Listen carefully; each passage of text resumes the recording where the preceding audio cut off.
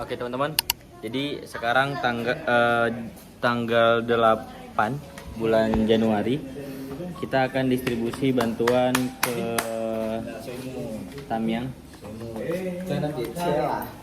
Itu nama bos, itu nama Cina. Oke, jadi ini adalah vlog distribusi ke Tamyang.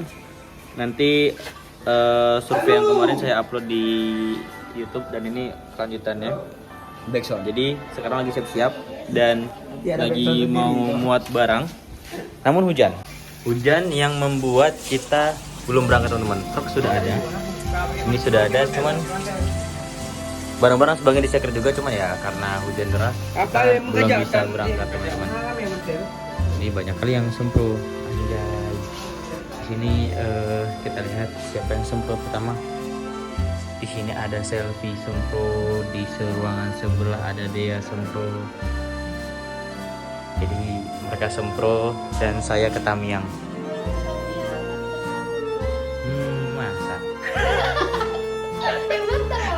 Semangat Selfie ya sempro ya. Mereka sempro teman-teman. Jadi kita ke Tamyang aja apa? Jadi nonton terus post saya untuk distribusi ke Tamyang.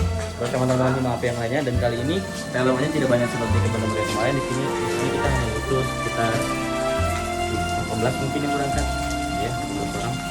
Dan sebagian itu ada nunggu di sini kumpul, ada di SMMC, ada di Lo Sukun, dan ada di Aceh Timur. Oke teman-teman, lihat saja. Ini kita lanjut.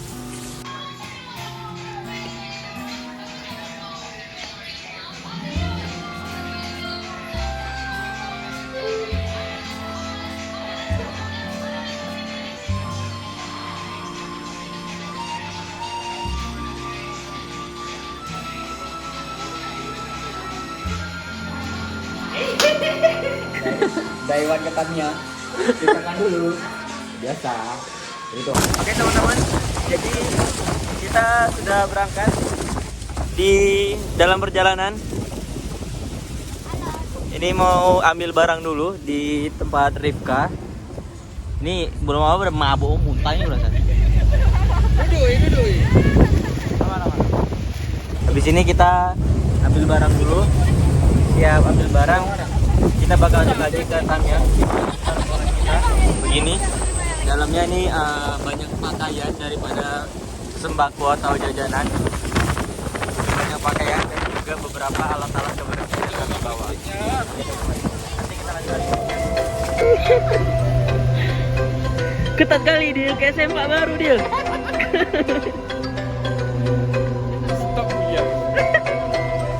Oke teman-teman, jadi kita tadi udah ngambil barang di tempat Rifka. Dan ada beberapa aqua dan juga beberapa pakaian. Mak. Ini ada lubang kecil kan?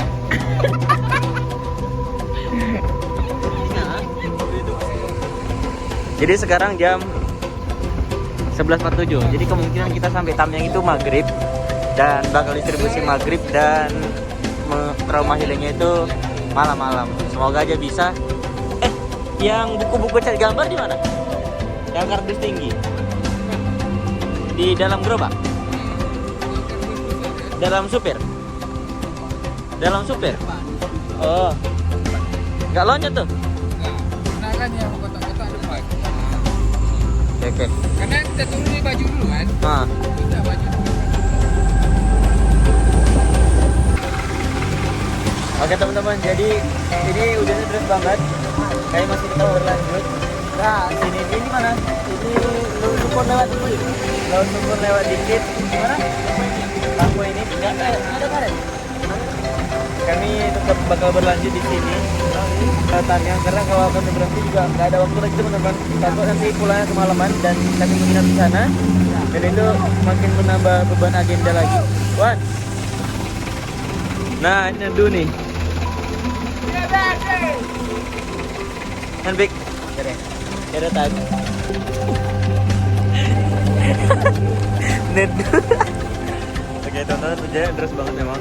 Sini kondisinya. Ya kan, teman, kita udah sampai mana? Pik Panton Labu. Panton Labu. Ternyata Panton Labu airnya naik lagi teman-teman nih. Banjir lagi di sini. bisa teman-teman lihat, kami tetap ke Tamyang, tapi di Pantun Lampu kondisinya banjir gitu teman. Ini waknya lagi nge-live teman-teman.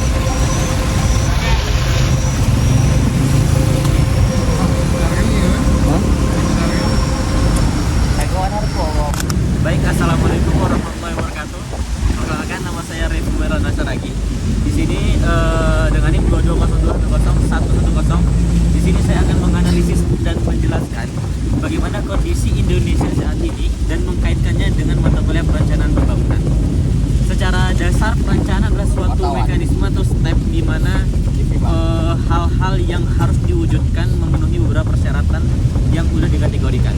Sedangkan pembangunan adalah simpelnya, pembangunan adalah merubah dari yang kurang baik menjadi baik dan dari yang baik menjadi lebih baik. Intinya, pembangunan adalah perubahan yang dilakukan secara berkelanjutan dan bertahap. Jadi tanpa ada perencanaan pembangunan di Indonesia, kebijakan di Indonesia atau program-program yang dilakukan oleh pemerintah atau bahkan beberapa lembaga, itu tidak akan terpenuhi secara menyeluruh. Kenapa? Karena perencanaan dasar yang dirancang itu sudah sesuai dengan poin-poin yang telah diwujudkan. Udah gila, udah gila. Jadi penampakan kita seperti ini. Kita lagi nunggu Sani manggil kita makan ya. Biar dikasih. Ada berarti gini. Kasih lah roti. Gini. Nah, dah sini aja. Sampai Sani manggil kita, "Bang, makan, Bang." weh, kasihlah roti. Sania lagi makan. Tipis Sani. Perbatasan Aceh Utara dan Aceh Timur, dan kita sedang di perbatasan memperbaiki mobil. Jadi kami makan kalian perbaiki mobil. Tak ala kadarnya. Kadarnya subur kau. Mau makan, Bi? Tabi bang. Tabi bang. Kan enggak di emang. Baca. Bisa. Oh, orang wes. Aku belum kena lu. Ikhlas dong, kalau ikhlas. Yang punya Ikhlas. Allahu Akbar. Yang punya belum kena. boleh kan sekali Bang Amin?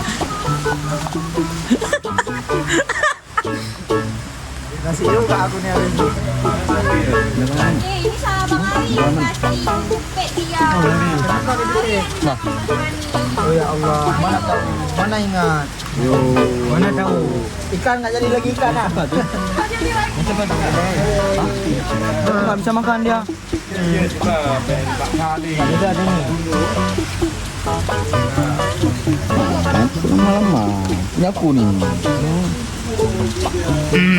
Agak ngelunjak gitu semua ya, Bi. Ya nih. Kapan mulia lagi? Kok mengganggu aja. Udah nggak sih Bang?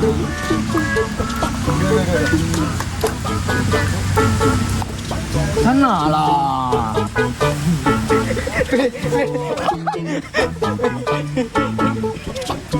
Wih, dia ambil mayam, Bi. Ini makan. Enggak diputarnya ada makan. Ya.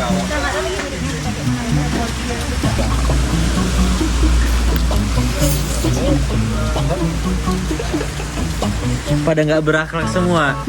Minta penyawi ya. Ya, karena ide agama. Jadi tadi saya sudah menjelaskan tentang bagaimana perencanaan pembangunan itu. Di bagian 2 ini saya akan menjelaskan bagaimana kondisi Indonesia saat ini.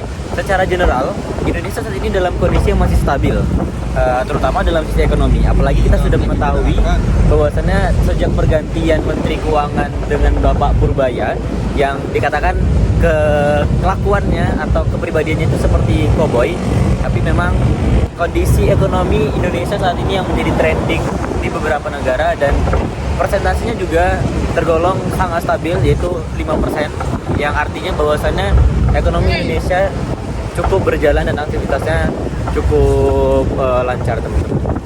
Tapi dari segala semua keunggulan atau trending yang saat ini menjadi topik di Indonesia, masih banyak tantangan yang dihadapi Indonesia itu sendiri dari pembangunannya. Contohnya adalah ketimpangan pembangunan antar wilayah. Simpelnya saja dari kita ambil Pulau Jawa dan juga Pulau Sumatera. Banyak pembangunan yang terpusat pada Pulau Jawa saja, baik itu dalam fasilitas umumnya, pelayanan publiknya, infrastrukturnya, dan yang lainnya, nggak merata kepada seluruh wilayah. Kalau mau kita ambil lebih kecil lagi bisa di Provinsi Aceh misalnya kita ambil.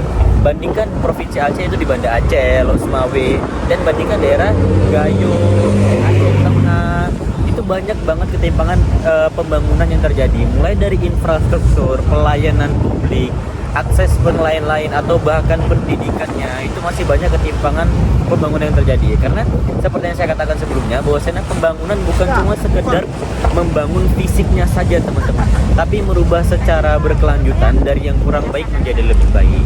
Lalu poin kedua adalah yang pertama tadi ketimpangan pembangunan antar wilayah, yang kedua adalah lapangan pekerjaan yang tidak merata. Itu salah satu yang menjadi tantangan di Indonesia saat ini. Banyak banget sarjana-sarjana, mungkin bisa jadi salah satu dari kami, sarjana yang bakal menjadi pengangguran. Tapi insya Allah kita tidak bakal seperti itu, dan kita akan mau seperti itu. Tapi itulah dua poin kedua yang terjadi yang menjadi tantangan Indonesia saat ini, yaitu lowongan pekerjaan yang tidak merata. Lalu poin ketiga itu adalah kemiskinan struktural yang terjadi selalu di pedesaan.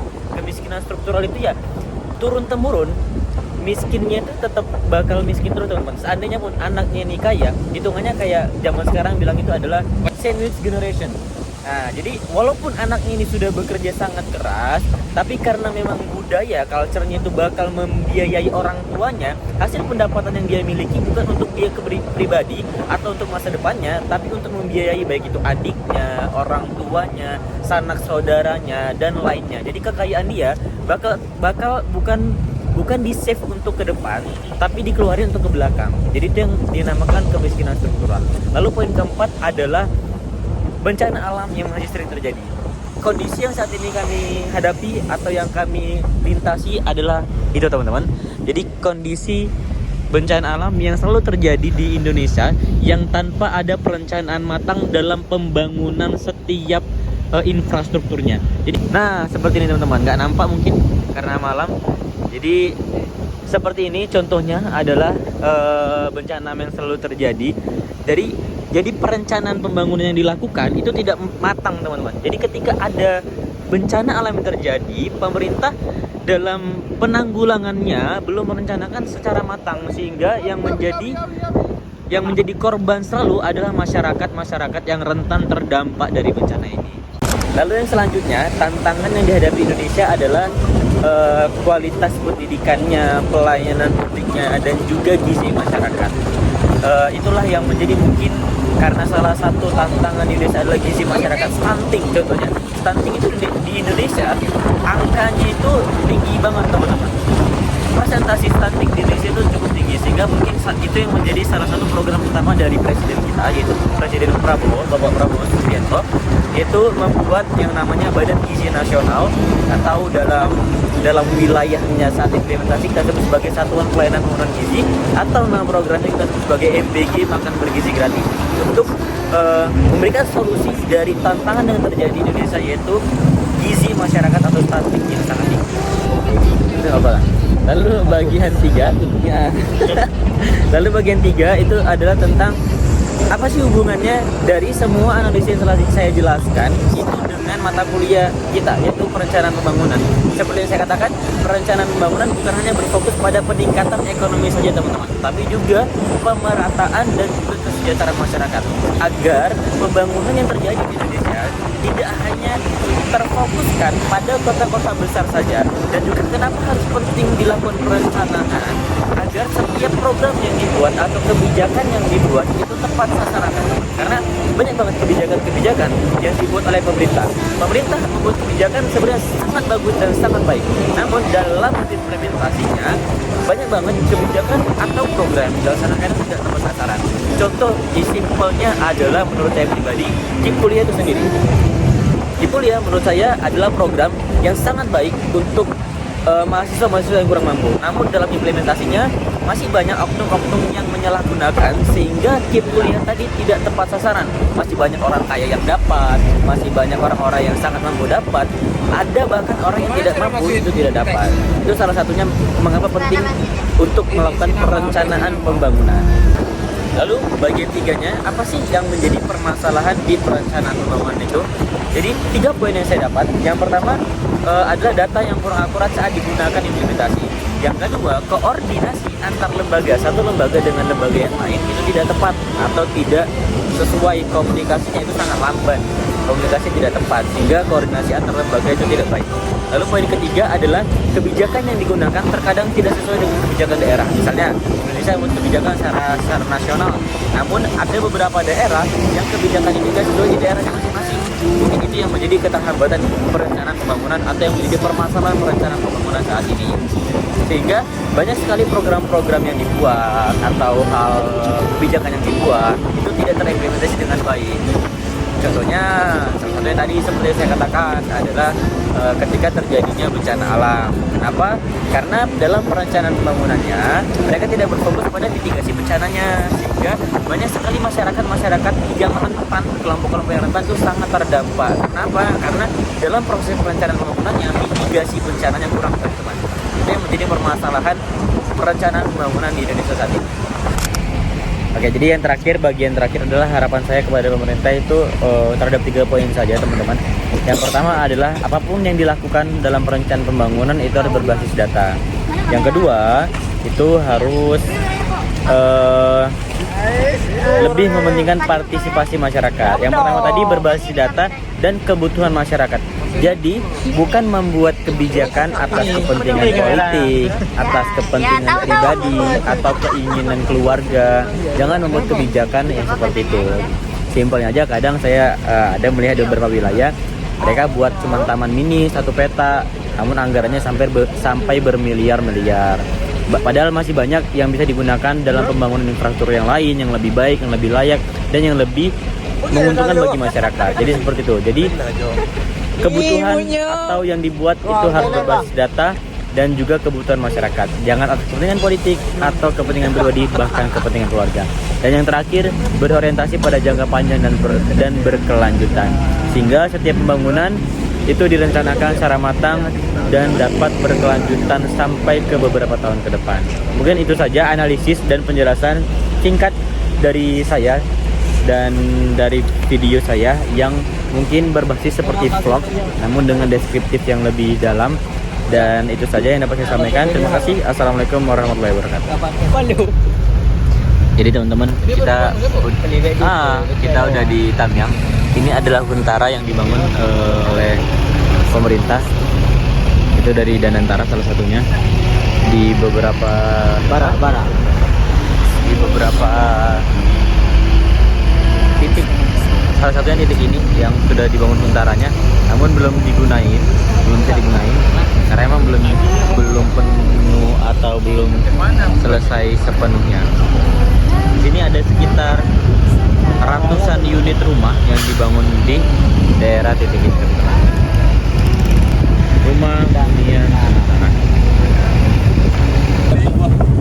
Kita udah di dan bentar lagi mungkin bakal sampai di titik pendidik. Iyalah, keren dah masker. Apa nih? Bapak kau kehilangan tiket lah di rumah. Bakal kita tunda. Nah, itu yang di meja itu kan ada. Tapi meja akan juga dengan ide yang sebelumnya, karena emang cuacanya dari tadi kami berangkat tuh hujan. Dan sekarang aja posisinya udah jam 7.28 dan ini udah telat banget dari waktu telah kita tentukan. Yang seharusnya kita jam 4 sore dan sudah sampai Ambilkan di tasnya, tolong. Tamyang, tapi karena hujan dengan kendala-kendala yang lain, jadinya jam segini kita baru sampai Tamyang. Kura-kura ninja. Anjay. Pai ko Brondo. Brondo ni. Oke teman-teman, sekarang kita udah dalam perjalanan menuju Sekra, Kota Sekra. Dan ini nggak nampak nih ya. Itu di sana pembangunan huntara.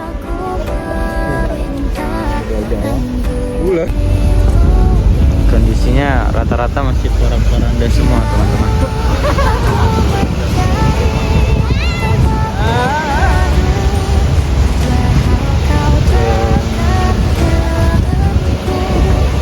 Belum ada yang pulih terhitung.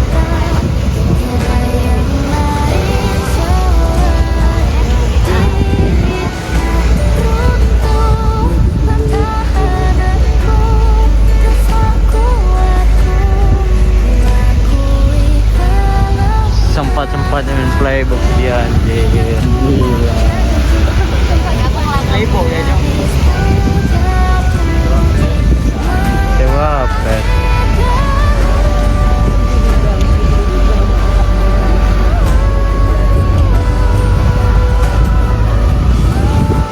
Kondisinya emang berburu porak-poranda banget teman-teman.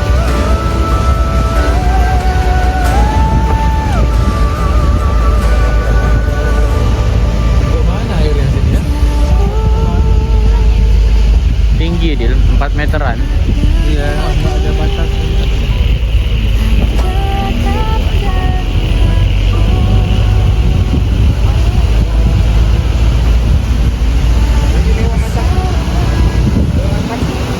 Kayaknya dia lewat.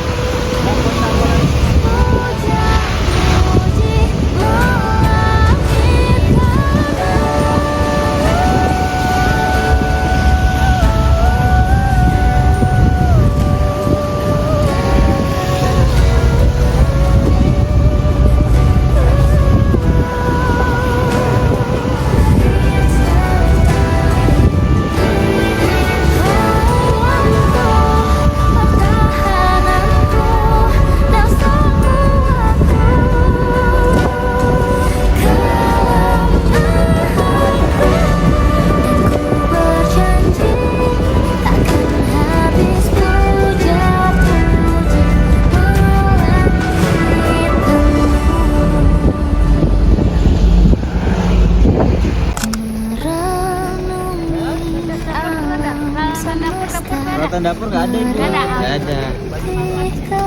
Allahu Akbar. Di sumbu bumi yang sesat, jiwaku dipeluk. Lihat aku yang penuh luka, berantakan sekali. Bolehkah aku meminta Baju perempuan ya? rambut pilu ini? Ini Bu, tapi atasnya lembab Ibu. Nggak apa-apa. Wah, kami di jalan tadi Bu. Tempat beradu, padahal kau dekat denganku, dan ku bersumpah tiada yang lain selain dirimu. Runtuh pertahananku dan sekuatku, ku akui kelemahanku. Janji takkan habis puja-puji Habis. Hanya asap teh. Yang di sana.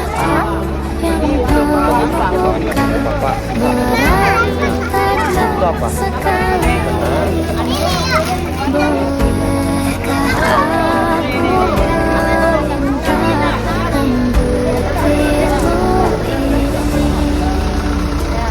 Jauh aku mencari tempat mengadu, padahal kau dekat denganku, dan ku bersumpah tiada yang lain selain dirimu. Runtuh pertahananku dan sekuatku, ku akui. Horornya kau ngantuk kan? Ngantuk ah? Ngantuk. Jadi cerita. Ngantuk. Belum sampai mana-mana. Belum cerita Belum weh. mulai. Terus sampai mana? Oh, ngelawak, iya. Oh, ngelawak. Oh, Ya. Kampung. ada maling kota amal. Karena pernah. Oh, Sebenarnya yang horor itu barusan baru kita lihat tadi pagi. Orang yang pakai baju putih. Oh iya itu horor kali anjir. Mana? Sumpah banyak lagi. Oh, walah. Baru nggak lagi. itu udah tingkat level beda, Bro. Itu horor untuk angkatan 22. Iya, horor banget sumpah. Horor kali. Abnormal. Itu nggak cerita horor. Itu derita horor kita. Oke, jadi teman-teman di sini kami sudah istirahat di Langsa ya kan, di Langsa. Sekarang istirahat jam jam 2.42 dan kita bakal lanjut besok distribusi ke daerah Aceh Utara, Pantauan Lampung. Jadi mobilnya istirahat dulu dan teman-teman relawan istirahat dulu. Halo, kami istirahat dulu ya. Kamu ada cerita Apa? di kos lama. Gimana? Enggak, gue cerita ini sama siapa. Kan kita Sekarang gue cerita. Waktu itu aku sendiri di kos kan. Jam berapa? Tidur jam 4 sore, bangun jam 10 malam. Itu maghrib sama isya lewat. Pas bangun, nengok orang aku di lantai 2 kan, tempat abang-abang gua tadi.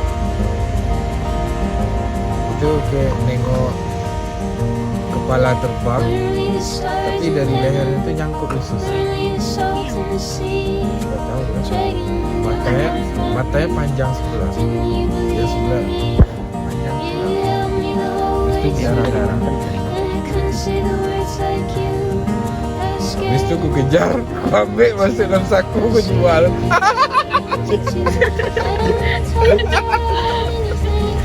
horor. Itu dengan horor. 1, 2, 3 horor.